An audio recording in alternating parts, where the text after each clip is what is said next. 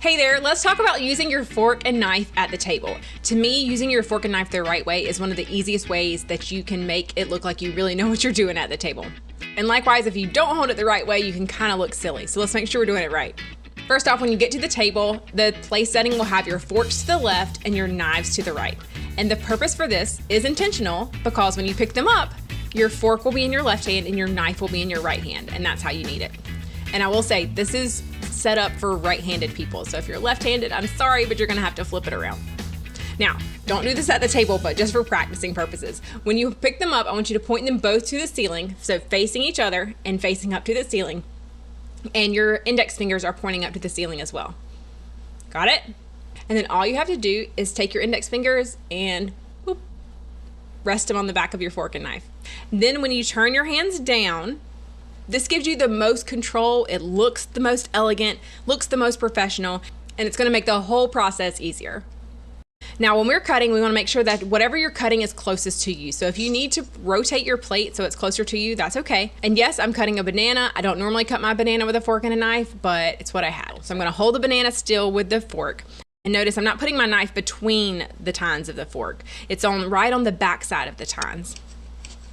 So I'm just going to gently, you're almost pressing into your food more so than cutting. You don't want to saw your food. You're just gently cutting. Okay, you're gonna cut off one piece, eat that piece. Cut off another piece, eat that piece.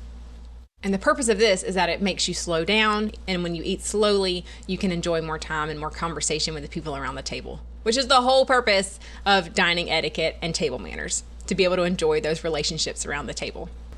Okay, back to the banana. Now, what do you do when you have to actually put the bite that you just cut off into your mouth? Well, you have two options. The first option is called the American style of dining, and this includes switching the fork from one hand to the other.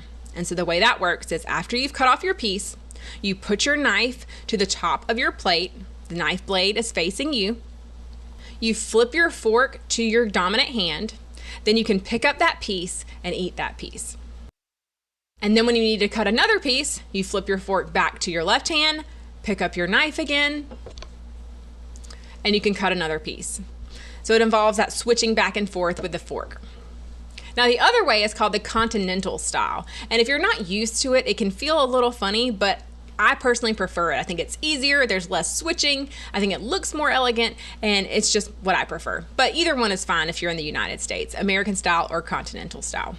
So here's how Continental works. You have your fork in your left hand, your knife in your right hand, you cut off that piece, and then you just pick up that piece with your fork, keeping your knife in your hand, and put it in your mouth, and you're bringing it to your mouth with the tines down.